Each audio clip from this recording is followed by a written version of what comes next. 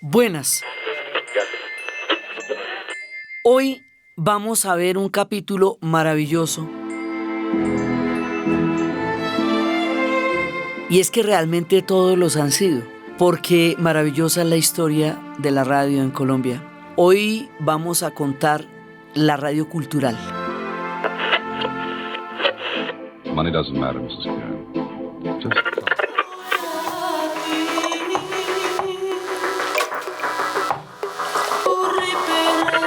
Las emisoras culturales, esto es difícil de definir porque la misma definición de cultura pues es bastante relativa, los antropólogos no se han puesto de acuerdo, pero resulta que la naturaleza, nuestra idea de naturaleza también es una construcción. Y también es una construcción cultural porque es una cosa muy distinta lo que es la naturaleza para los pueblos arhuacos que viven en ella a lo que puede ser para un hombre europeo del siglo XIX que tiene una idea totalmente distinta. También hay una idea de la cultura como algo que en un momento dado fue definido como eurocéntrico, como elitista, como una alta cultura, que era la cultura clásica, que era la cultura que venía de Europa, que fue una idea muy del siglo XIX también, en que la civilización era Europa y lo que se llamaba cultura era lo que venía de allá. Pero entonces eso se consideró bastante elitista, excluyente y parte de solamente un pedazo de la sociedad. Entonces también se empezó a hablar de cultura popular, como todas las demás manifestaciones de todos los demás pueblos, de todas las demás geografías, de todas las demás historias, como igualmente válidas y no de una más válida que las otras.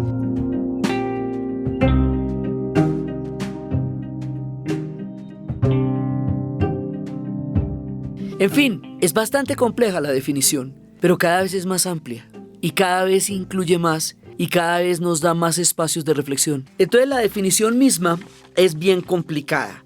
Según la ONU, las emisoras de la radio cultural son estaciones de radio no comerciales que presentan un servicio al público sin fines de lucro y apoyan la enseñanza y la difusión de la investigación científica y humanística, promueven los valores culturales del país, la cultura e historia universal. Pues eso es bastante amplio, pero bueno, digamos es para decirles que hay muchas maneras de definir la cultura, las emisoras culturales y dentro de las emisoras comerciales pues también habrá emisiones culturales, franjas diferentes. Entonces, pero específicamente la radio cultural, que linda tanto con la radio educativa, pues es de lo que vamos a hablar hoy. Y como de costumbre, pues tenemos historias maravillosas en Colombia. También tenemos ejemplos de otras formas de radio cultural, del sistema de radiodifusoras culturales indigenistas en México, que es donde la radio cultural se usa como un mecanismo para que las culturas nativas puedan sobrevivir. Que esa es otra manera diferentísima de entenderlo.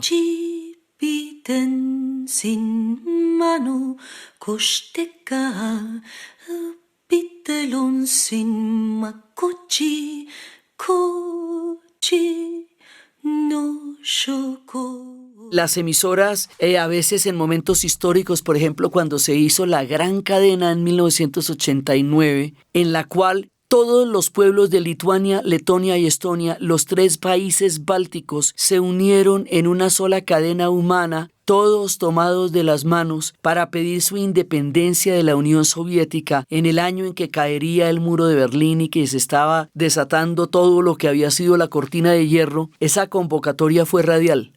Fue a través de la radio y fue para cantar las canciones tradicionales de cada uno de estos países que ratificaban su permanencia en la historia y su unión en la cultura en los espacios en que cada uno de ellos desarrollaba su propio espíritu nacional. Fue la radio la que los unió y la que los convocó. Entonces ahí, digamos, hay un hecho cultural que son todas las canciones a través de las cuales ellos manifestaron su deseo de ser independientes y que terminara la ocupación soviética a la cual ellos habían sido sometidos antes y durante la Segunda Guerra Mundial y que ahora en la caída de la cortina de hierro y en tiempos de la perestroika y en tiempos de todo lo que pasaba, ellos pedían la reivindicación de su cultura nacional, lo que daría comienzo al fin de la Unión Soviética como tal. Esto fue un hecho radial.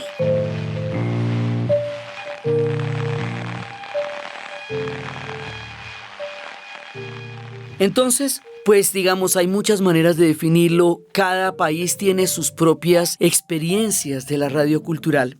Pero la radio cultural en Colombia tiene unos caminos que son los caminos más visionarios, idealistas, quijotescos, hermosos, en contextos sumamente complicados. Es, como muchas otras historias de las que hemos contado, también una epopeya. Es una epopeya de la cultura en momentos durísimos del país, y es una manera de mostrarnos horizontes y de mostrarnos otra mirada del mundo que en ese momento era tan necesaria para poder ampliar la perspectiva de lo que estábamos viviendo. La radio cultural tiene los antecedentes en la Radiodifusora Nacional, y esa era una emisora estatal que originalmente vino a reemplazar a la HJN, que la había fundado en 1929 en tiempos de Abadía Méndez. Pero en realidad la Radiodifusora Nacional fue uno de los principales proyectos culturales del gobierno de Eduardo Santos. Y el mismo Eduardo Santos, cuando la inauguró, que eso lo hemos dicho también, dice: esta radiodifusora pertenece a la nación colombiana y ha de estar siempre a su exclusivo servicio. Estarán excluidas de ellas las polémicas personales, las voces de discordia, las propagandas interesadas. Sus únicos propósitos... Las propagandas interesadas.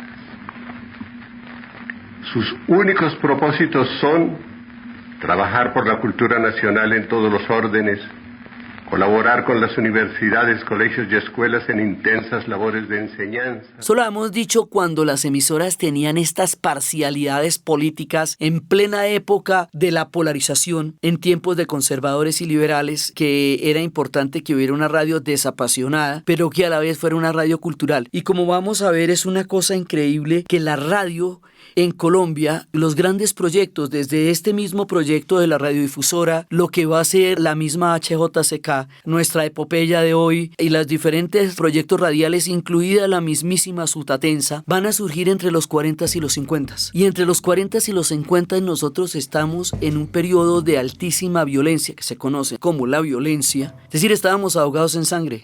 Y cuando estábamos metidos en semejante barbarie, empiezan a salir los proyectos radiales más chéveres, más bonitos, más enaltecedores. O sea, es como saliendo de lo profundo del corazón de las tinieblas que estábamos viviendo en esa época. Van a salir los grandes proyectos radiales que van a hacer de Colombia un país radial tan importante en todos los referentes del mundo, y surgieron en los peores tiempos porque eran como las utopías que son para los días de lluvia. Entonces también tenemos siempre esa línea que nos une, ¿no?, con la radio universitaria, con la radio educativa, porque separar estos renglones es difícil. Simplemente las vamos mostrando como proyectos de emisora, pero en realidad todas cumplen funciones análogas, equivalentes, comunicantes, porque son de todas maneras proyectos educativos, son proyectos culturales, y la radio universitaria se define a sí misma también como radio cultural. Entonces, teniendo en cuenta que vamos a estar entremezclando estos diferentes aspectos, vamos a hablar de la radio cultural, además teniendo en cuenta que eran radios con diferentes intereses y perfiles diferentes a la radio comercial. Tal vez eso es una de las cosas que las une, porque tienen la difusión de la cultura y la educación como objetivo, y en términos generales son sin ánimo de lucro. En este caso, la radiodifusora pues es la gran emisora estatal.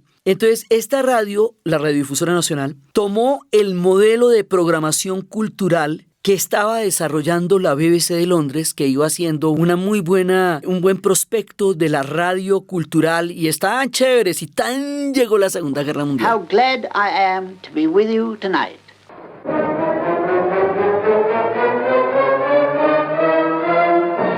Y cuando llega la Segunda Guerra Mundial, pues entonces vimos que toda la radio se militarizó en Europa y que no se podía hablar de nada distinto a la guerra, porque pues Europa había entrado en la Segunda Guerra Mundial. Entonces hasta ahí le llega la BBC, pero como nosotros no nos metimos en la Segunda Guerra Mundial ni América Latina en general, pues seguimos haciendo radio lo más de bueno, mientras esta gente informaba solamente de las operaciones y lo que estaba pasando en Europa. Y hemos visto a lo largo de toda la serie cómo durante esos años se desarrolla tanto la radio en América Latina y en Argentina y en el Brasil y en México. Entonces habíamos visto cómo la radio originalmente, y sobre la radiodifusora, estaba muy enfocada hacia la música clásica y hacia la música andina, que era la que consideraban más paralela desde el punto de vista local a la música clásica.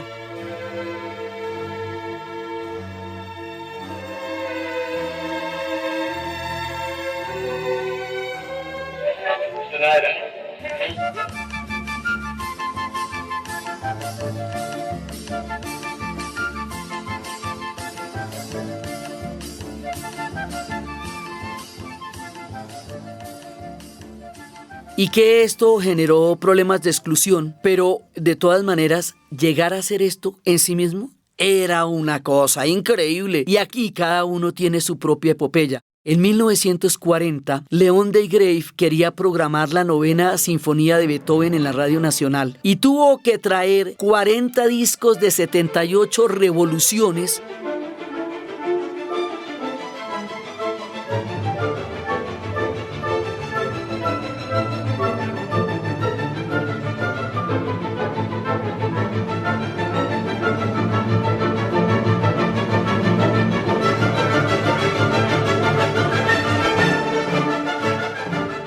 Para poderla poner, es que imagínense lo que es llegar al MP3 hoy día, a poder comprimir el sonido en un MP3. Si para 1940 se necesitaban todo este montal de discos en 78 revoluciones, porque eran esos discos grandes y pesados que tenían muy poco margen de grabación de sonido. Esto para que entendamos todo lo que se ha evolucionado técnicamente en el sonido y en la radio. Entonces la Radio Nacional también fue muy importante y esto es clave en el desarrollo del teatro colombiano porque lo que hacía era la difusión del radioteatro y trabajaba con un personaje que en la radio fue grande, Bernardo Romero Lozano. La Radiodifusora Nacional de Colombia, en audición especial, El Mercader de Venecia de William Shakespeare. Versión castellana de Luis Sastrana Marín. Adaptación radiofónica de Bernardo Romero Lozano. Personajes e intérpretes. Shylock en la voz de Bernardo Romero Lozano. Carmen de Lugo en Porcia. Enrique Pontón en Antonio. Pero de aquí mismo, del radioteatro, de ahí es que va a salir la televisión. O sea, cuando exista la televisión, cuando llegue, en un principio es el mismo formato de radioteatro, pero en televisión, y en este caso va a ser su hijo, Bernardo Romero Pereiro, el que va a hacer de la televisión una cosa impresionante, porque él va a llegar a ayudar a desarrollar el lenguaje televisivo. Es de esta misma patica donde vamos a ver en la televisión las poesías de Fausto Cabrera, el Teatro Popular Caracol. Ahí fue donde en la televisión se presentó a Tennessee Williams, los cuentos de Arturo Uslar Pietri, los cuentos de Quiroga, lo que después sería el cuento del domingo. O sea, hay un gran desarrollo de la televisión. Cuando encuentre sus propios lenguajes, que lo hará también con Pepe Sánchez, pero que son hijas del radioteatro, que era uno de los principales componentes del radioteatro nacional, desde que entró en funcionamiento la emisora en 1940. Y también en Argentina vimos que el radioteatro fue fundamental y que fue, digamos, como uno de los puntos de desarrollo de la cultura y que por ahí era que había entrado Evita Perón. Es decir, el radioteatro va a ser clave y con el paso del tiempo, la Radio Nacional empezó a incluir más géneros musicales, otros contenidos. Se dio cuenta que el concepto de cultura había que ampliarlo. They can't get to him. When this is all over, they won't be able to. What if something happens? Y en el 2005 se produjo un gran cambio porque ahí se dividió en dos frecuencias para fundar una emisora para población juvenil. ¿Se acuerdan cuando estábamos en la radio juvenil que decíamos que la música juvenil no tenía ninguna cabida en la radio como había sido concebida, que no nos dábamos el derecho de ser jóvenes y todo lo que fue que los DJs trajeran cada uno su propia música y nos trajeran y nos conectaran con el rock en español y con el mundo? Pues siguiendo un poco la línea de esa historia, ellos van a fundar Radiónica, que es la frecuencia joven. Radiónica le ha dado una cantidad de visibilidad a muchísimos grupos. La explosión musical colombiana que estamos viviendo pasa por Radiónica. Desde Bogotá para toda Colombia, somos Radiónica. Bogotá 99.1 FM, Cali 94.5 FM, Málaga 92.3 FM.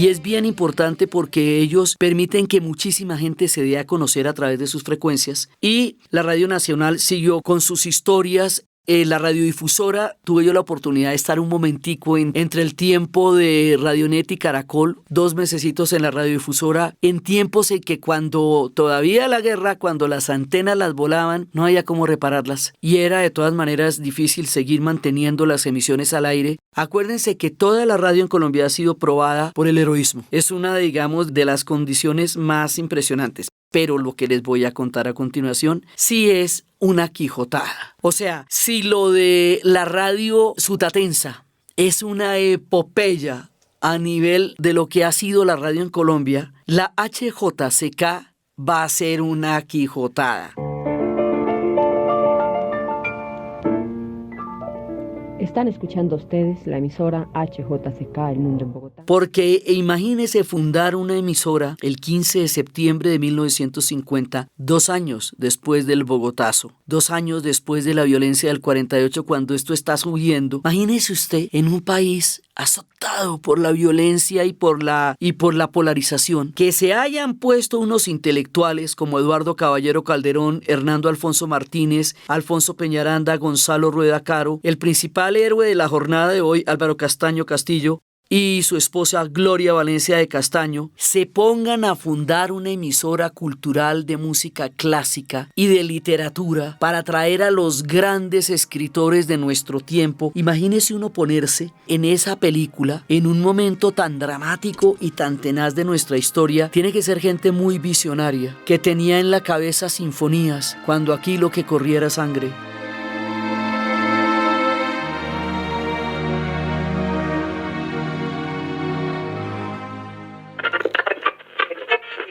Entonces, en palabras de él, la manera como lo cita, dice: un día nos dimos cuenta de que las radiodifusiones no le ponían mayor atención a la cultura y nos pareció gravísimo. Solo había noticias gritadas, música popular y radionovelas, sintiendo que el vacío era inmenso. Pero siempre tuvieron que luchar para conseguir recursos y mantener una filosofía diferente. Encontrarse la manera, eso hicieron hasta historia de los perfumes, un día que una perfumería los patrocinó. Bueno, lo que significa darle viabilidad a un proyecto privado que tiene una idea tan poderosa de lo que es una nueva manera de mirar el mundo. Entonces ellos la llamaban la HJCK, El Mundo en Bogotá. Era también polémico porque ellos decían que ellos le querían llegar a la mayor cantidad de gente posible, pero que pues finalmente era para la inmensa minoría.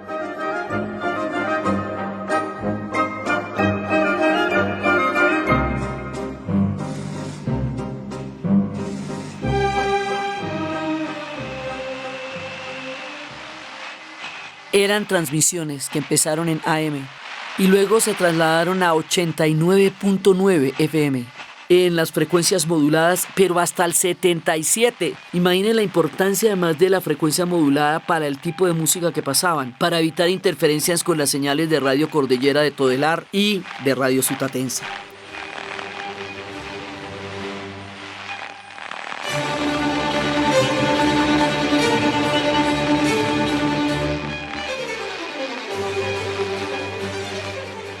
Por la HJCK pasaron las voces más duras y más importantes de la literatura y del arte en Colombia, como Gabriel García Márquez. Yo odiaba a uno de nariz heráldica y cejas de turco, con un cuerpo enorme y unos zapatos minúsculos como los de Buffalo Bill, que entraba sin falta a las 4 de la tarde y pedía que tocaran el concierto de violín de Mendelssohn. Tuvieron que pasar Nicolás Gómez Dávila, Álvaro Mutis, que también trabajó en la emisora. Álvaro Mutis, con la muerte del estratega. A los turcos, cruzaron sus líneas y fueron a esconderse en una hondonada en espera del alba. Por desgracia para los griegos, a la mañana siguiente todo el grueso de las tropas del emir llegaba al lugar del combate.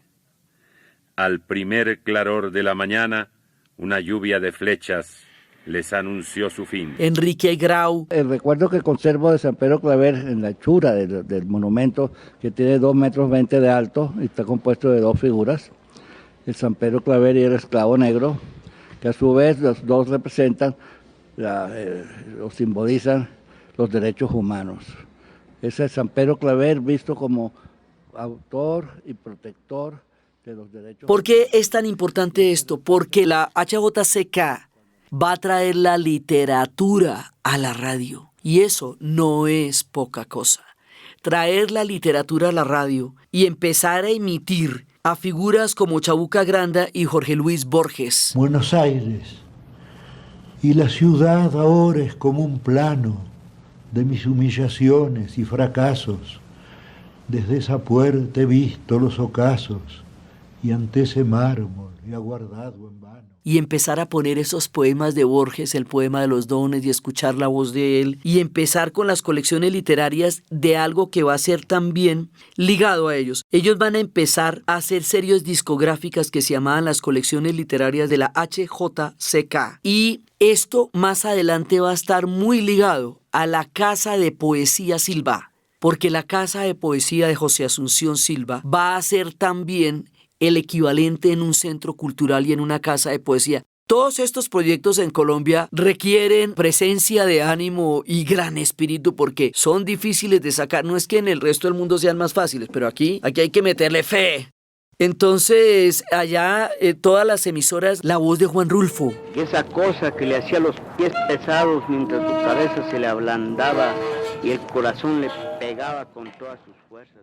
La voz de todos los grandes de la América Latina en un continente que en ese momento está sacando el boom de la literatura latinoamericana, momento en que nos universalizamos, momento en que llegamos a tener una narración de tales proporciones de nuestro hecho histórico de existir, que trascendimos la narración local y llegamos a crear uno de los movimientos más importantes de la literatura universal del siglo XX, el boom. En este momento estábamos en los tiempos de Vargas Llosa, de García Márquez, de Carlos Fuentes, de Octavio Paz, de todos los grandes escritores, de Julio Cortázar, de Jorge Luis Borges. O sea, la constelación de estrellas que empezamos a crear nosotros en la literatura cuando Europa se deprime en el espectro del existencialismo, cuando consideraban que el mundo era un intermedio entre la nada y la nada de dudosa importancia, como decía Sartre. Europa se consume en el espectro de su propia destrucción y aquí vamos a crear realmente una mirada del mundo nueva y distinta, como la que nos contaba en La soledad de América Latina Gabriel García Márquez cuando hizo el discurso del Premio Nobel. Hace 11 años, uno de los poetas insignes de nuestro tiempo, el chileno Pablo Neruda, iluminó este ámbito con su palabra. En las buenas conciencias de Europa, y a veces también en las malas, han irrumpido desde entonces con más ímpetus que nunca las noticias fantasmales de la América Latina, esa patria inmensa de hombres alucinados y mujeres históricas cuya terquedad sin fin se confunde con la leyenda. Todo esto va a pasar por la HJCK. Entonces, y no solamente eso, también va a ser un proyecto de mujeres y ahí va a haber una mujer de un tamaño, de una importancia, Gloria Valencia de Castaño. Yo me he preguntado, casi con un poco de angustia, ¿cuál es el criterio que rige a nuestra Junta de Censura? En esta semana vi, por ejemplo, la famosa película La Escalera, protagonizada por Rex Harrison y Richard Burton. Llegan al máximo cada uno en entregar al público la totalidad de sus cualidades dramáticas. Sin embargo, tanto en la radio como en la televisión. Ella también da ese salto porque la mamá de la televisión en Colombia es la radio.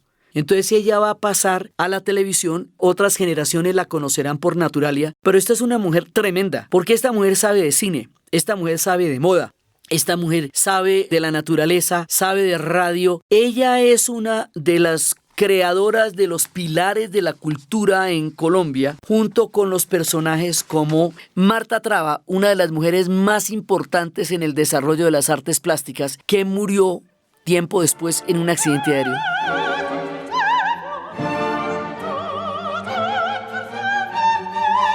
A la que también se le recuerda la gran promotora de la ópera en Colombia y directora del Museo de Arte Moderno, Gloria Sea. Y todo el que hace cultura aquí, pues realmente tiene muchísima espíritu porque no es fácil. Entonces Gloria Valencia fue la que podía comentar de todo. Ella podía entrevistar intelectuales, artistas, hacer críticas de cine, hasta de fútbol, podía hablar con gran conocimiento de causa porque ella era una gran hincha del fútbol y con eso se había adelantado por ahí unos 30 años a que las mujeres pudieran hablar de deportes en la radio, porque aún en la época de Radionet a las mujeres se les doblaba sus voces, como el caso de Esperanza Palacios, que lo tenía que doblar Chemas Escandón porque se consideraba que no daba credibilidad que las mujeres hablaran de deporte en la radio. Definitivamente no hay nada como espectáculo más estupendo que un buen partido de fútbol. Seguramente ustedes, los aficionados al fútbol, están de acuerdo conmigo. Ahora estoy pensando que muchas de ustedes, las que no son aficionadas al fútbol, estarán pensando que yo estoy medio loca. Pero yo les he confesado ya otras veces mi debilidad por este deporte. Me encanta ver a los 22 hombres corriendo como locos detrás de una pelota. Me encantan todas las incidencias del juego. Me encanta la pasión que ponen los que juegan y los que ven el espectáculo. Y cuando el partido reviste las características de emoción, de interés y de técnica. Entonces ustedes imaginen en 1964 ella hablando de fútbol, era muy adelantada a su época, todo lo eran. Sí, el mismo Álvaro Castaño Castillo estaba adelantado siglos a su época, creando una emisora cultural, teniendo una visión que hacía mirar lo que nadie más veía, la necesidad de un país de sublimar su espíritu a través de la cultura, porque el resto todo los dividía, mientras que la cultura generaba y genera otro tipo de mirada sobre el universo que nos aleja de la mezquindad que muchas veces nos ha llevado a profundos abismos. Entonces, el 15 de febrero del 2000, la HJCK añade a la programación el género del blues, el jazz, el bossa nova, el son cubano y el rock clásico. Esto ya era, mejor dicho, la revolución.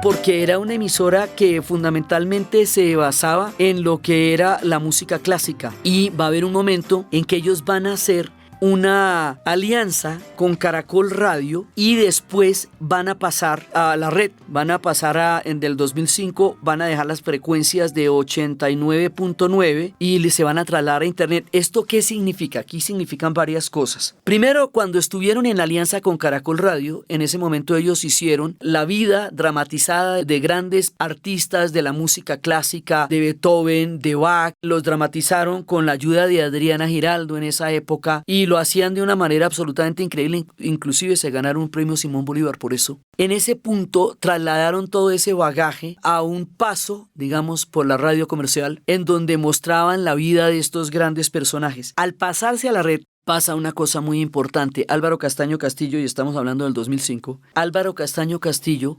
visualiza, pero mucho tiempo antes, 2005, que la red va a ser el futuro y va a ser otra manera diferente de escuchar la radio. Y fíjese que hoy día la radio sutatensa está escuchándose por la red. HJCK se está escuchando por la red. Y en esto nos vamos a anticipar un poquito porque el siguiente capítulo es el podcast y es la radio en internet.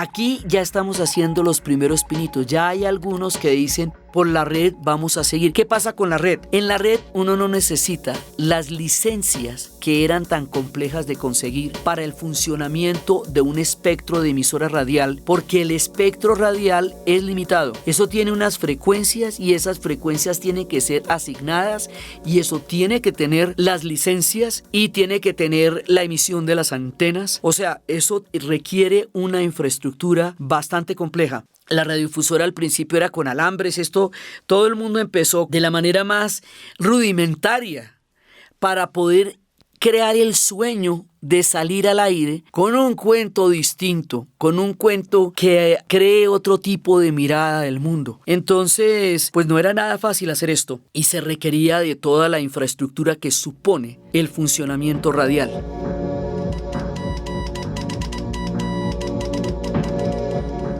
Después vamos a ver cómo la radio en la red tiene otro tipo de funcionamiento, tiene otro tipo de manera de instalarse y ya no está dentro de las complejidades de lo que significa tener una emisora en el espectro radial. Entonces, la radio cultural se va a volver muy importante por lo que va a inspirar a la televisión y porque va a crear una cantidad de espectros. Aquí, dentro de la radio cultural, también tuve yo la oportunidad de tener una experiencia histórica bastante significativa, pues en mi vida y en la radio. Porque imagínense que lo que fue el programa Historia del Mundo, emitido por Radio Comercial, por Caracol Radio, originalmente emitido y creado en Radionet. Durante la época en que se creó el proyecto Radionet, lo que hacía ese programa era mezclar, digamos, intentar crear un proyecto educativo, porque se trataba de enseñar historia por la radio. Un proyecto cultural, porque eso estaba fundamentado en cine, en literatura, en música y en una narrativa política y geopolítica del mundo para dar a conocer el espectro de lo que estaba pasando en el planeta a partir de un esquema retrospectivo donde se tomaba un momento de la actualidad y a partir de ese momento de la actualidad empezaba a contar de para atrás hasta llegar al origen de esos pueblos y empezar a entender por qué estaban donde estaban. El origen del programa Historia del Mundo es académico. Historia del Mundo. Diana Uribe. Esto lo hice para la Universidad Externado, en donde empecé a contar a partir de la guerra del Golfo Pérsico, a partir del golpe de Estado a Gorbachov, cómo entender las noticias y cómo entender la historia desde la retrospectiva, porque solo la historia nos daba la claridad sobre el presente. Este mismo formato que fue parte de la cátedra mucho tiempo, después se va a volver un hecho radial, y al volverse un hecho radial, que empezó en Radionet y luego va a pasar, estuvo 2 meses en la Radiodifusora Nacional, y luego va a pasar en el 2000 a Caracol, donde va a durar hasta el 2018, ahí lo que se hizo fue mezclar la radio educativa, la radio cultural, los diferentes espectros de lo que se estaba dando de una manera de dar a conocer el mundo a través de las emisiones radiales. Historia del Mundo fue también un proyecto cultural dentro de la radio comercial. La HJCK toda es una emisora cultural. La radiodifusora también. Las radios universitarias se definen a sí mismas como radioculturales. Y hubo un momento en que había 6 emisoras culturales en la radio en Bogotá. Todas las universitarias, Javeriana Estéreo, la UD, la radio de la Tadeo Lozano, la radiodifusora, la HJCK y las revistas que en ese momento empezaron a salir, Número, Arcadia, o sea que nos empezó a ampliar el espectro cultural. Historia del Mundo fue una franja, fue una emisión radial dentro de la radio comercial, como otros espacios que existen en la radio comercial, como el Club de Lectura. La radio, lo que era Historia del Mundo, era un programa que se emitía los domingos, de 11 a 12 de la mañana. Eso empezó emitiéndose desde las 5 de la mañana en Radionet, luego a las 7 de la mañana, luego a las 9, hasta que finalmente tuvo un horario de 11 de la mañana que creó un hábito en toda una nación de estar escuchando historia de la más diversa, de los lugares más increíbles del mundo, de Irán como de Irlanda, de Siria como de Argentina, de Chile como de Japón, de India como de Perú.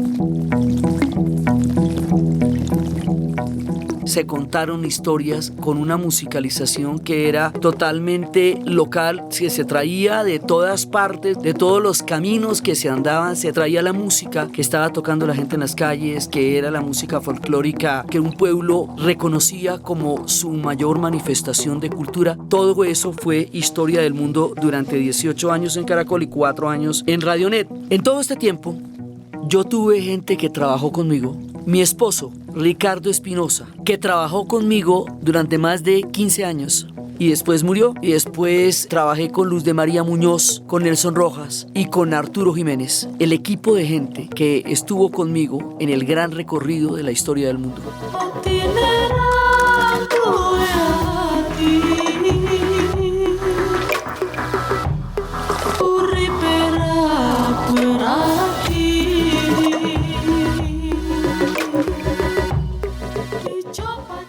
Otros espacios, como el Club de Lectura de Norberto Vallejo, que tiene el famoso lema de "y recuerde que aquel que lee un libro nunca vuelve a ser el mismo". Hay un espacio que fue muy importante, que fue parte de toda esta búsqueda y fue definitivo, fue Colorín Colorradio. Era enseñar a los niños, acercar la cultura y la educación a los niños de manera radial en la infancia. Mucha gente creció con Colorín Colorradio. Fue toda una manera de abrir horizontes y estuvo en la red hasta el 2013.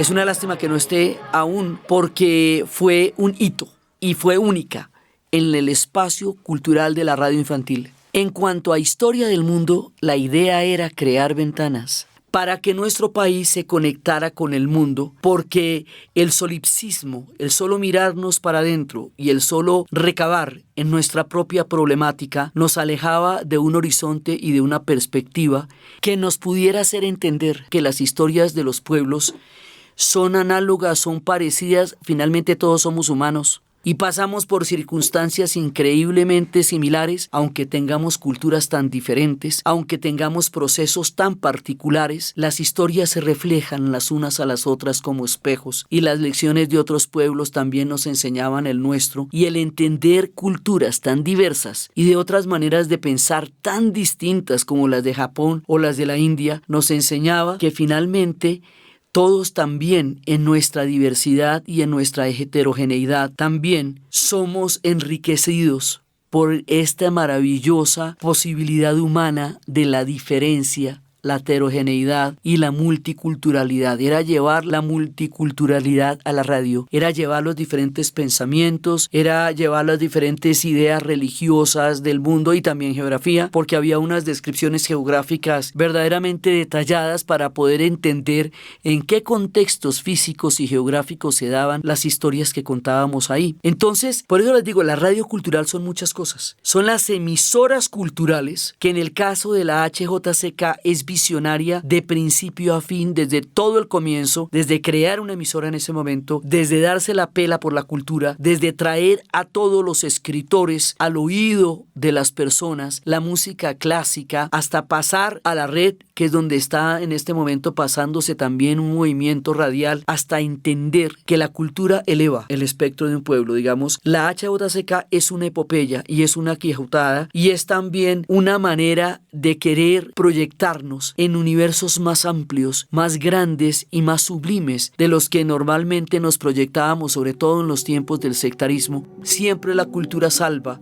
porque la cultura eleva el espíritu. Por eso también rendimos homenaje a la HJCK, como lo rendimos a Radio Sutatensa, por lo mismo, por el espíritu de crear una manera diferente de habitar en la radio y en la educación. Colorín Colorado Radio, también lo que les digo, ha sido una experiencia importantísima para formar cantidades de niños que desde pequeños se vayan encontrando en la cultura. Así la radio va creando en Colombia una manera de entender el mundo, de entendernos a nosotros mismos, de escucharnos tanto en las veredas como en las ciudades, a través de diferentes generaciones, por entre el rock, por entre los noticieros y las emisiones deportivas y las radionovelas y todo lo que hemos recorrido en estos capítulos para contar de una manera aproximada porque por supuesto cada una de estas historias da para una serie. O sea, cada uno que lo oye dice, uy, pero imagínate que nos faltó no sé qué y no sé qué. Claro, es muy probable que nos hayan faltado muchísimas cosas porque esto es una aproximación a la radio.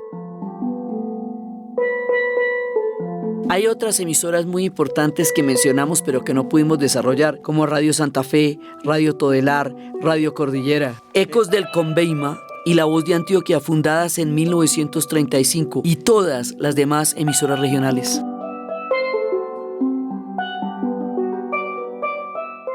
La radio en el mundo pues también tiene muchas más historias. Lo que nosotros quisimos es crear una serie para explicar la importancia de la radio en la historia y la historia en la radio. Y al meternos a la radio en Colombia, nos metimos en un universo absolutamente colosal.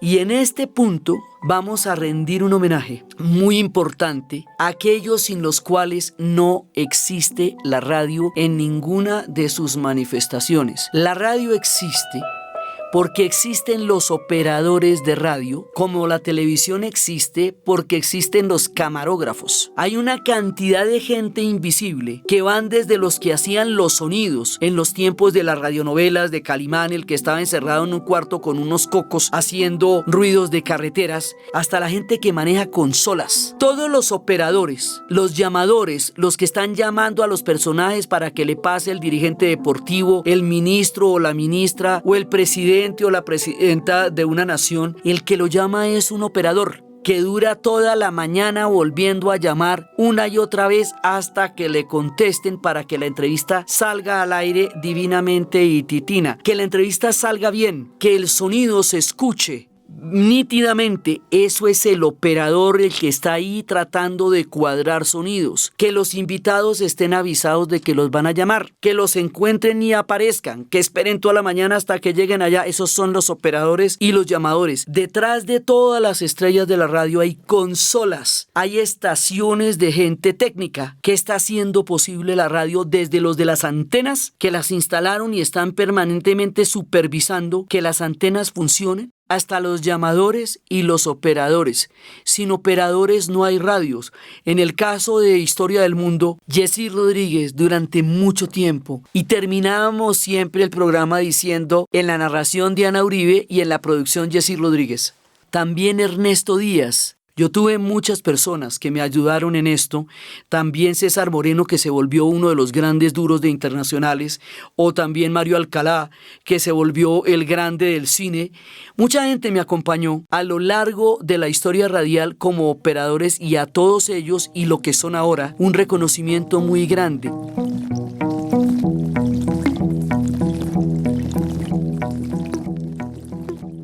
En el podcast está Nicolás Eckhart en la grabación, y en la edición César Torres desde la Universidad del Valle, el que hace las cortinillas y los efectos. Cada vez que yo les hablo de alguien en un crédito es porque eso es posible, porque hay gente grabándola. Esto literalmente no sale del aire. Hay mucho esfuerzo técnico. El podcast tiene el triple de esfuerzo técnico que la radio. Eso, digamos, que casi que se ha hecho a mano. Es como el paisajismo en la pintura. Pero en todo caso, sin operadores, la radio no es posible, y el podcast tampoco. Entonces, a todos los operadores de la radio, a toda la gente que ha estado, ella gente trabaja y madruga desde las 4 de la mañana, tienen que llegar allá antes de que llegue todo el mundo. Edison Molina era el que estaba para las noticias cuando yo trabajaba en Caracol, ese es el que hace el programa de la mañana. Esperanza Rico, una cantidad de gente, o sea, hay una cantidad de gente que no sale en el estrellato de la radio. Cuando hablábamos de Carlos Arturo Rueda C. o de todos los grandes de la radio, hay que hablar de los operadores. Sin operadores no hay radio, porque ellos son los que garantizan que el sonido se pueda dar y se puede emitir. Y todos los desarrollos técnicos que ha tenido la radio a lo largo de estos 100 años se representan en el esfuerzo de los operadores por hacerlos válidos a la hora de una emisión. Entonces, para ellos va todo el reconocimiento, el agradecimiento y el crédito, porque sin ellos no hay nada, como no existe la televisión sin camarógrafos, y tampoco salen entre las grandes estrellas los camarógrafos, pero sin la cámara de ellos no existe nada, ni los noticieros, ni las telenovelas, ni ninguna de las formas de televisión. Entonces, en esta parte donde terminamos la serie análoga de la radio, porque el siguiente capítulo va a ser el podcast. En el siguiente capítulo, que es el último de la serie, vamos a hablar de la radio digital, de la radio en la red y en el internet, pero de lo que tiene que ver con la radio como tal, con todos los personajes, búsquedas, propuestas, heroísmos, invenciones, desde los locutores deportivos narrando lo que no se puede ver por el barro en una vuelta a Colombia, hasta la gente llevando los muebles de su casa para montar una emisora, creando alambres, desde los proyectores de cine de Radio Sutatensa, que después serían los equipos de emisión para poder armar un proyecto tan grande, desde la visión de Álvaro Castaño Castillo, de crear una radio para la cultura en Colombia. De todo eso hemos hablado, de la construcción de una identidad.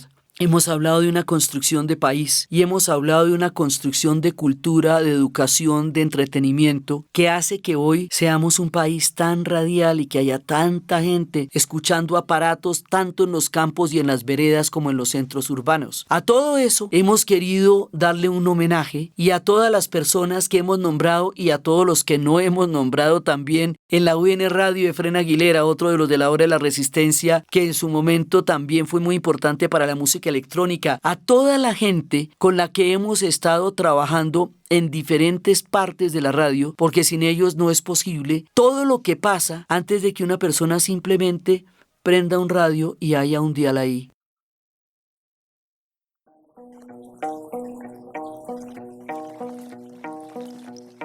Para que haya un dial ahí, hay un trabajo inmenso que se tiene que reconocer porque ellos lo hacen posible.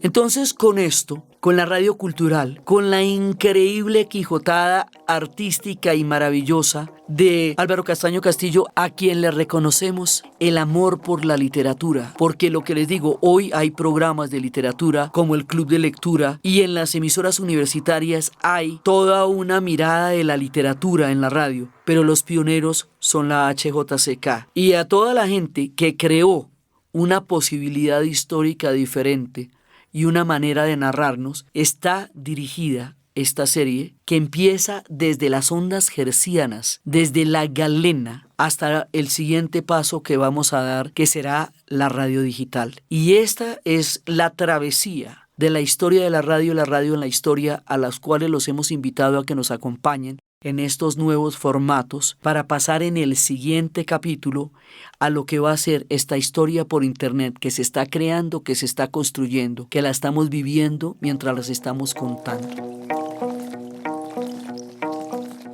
Entonces, desde los espacios de la radio cultural, de la HJCK, de Álvaro Castaño Castillo, de todos los personajes que aparecieron en la literatura, de Borges, de García Márquez, de Álvaro Mutis, pasando por la música clásica, por Otto de Grave, pasando por todas las emisoras que se han dado al esfuerzo impresionante de traer la cultura a las cordilleras, a los llanos, a las montañas, a todos los espacios para poder ver el mundo a través de los ojos sublimes de todo lo que la cultura significa para el espíritu.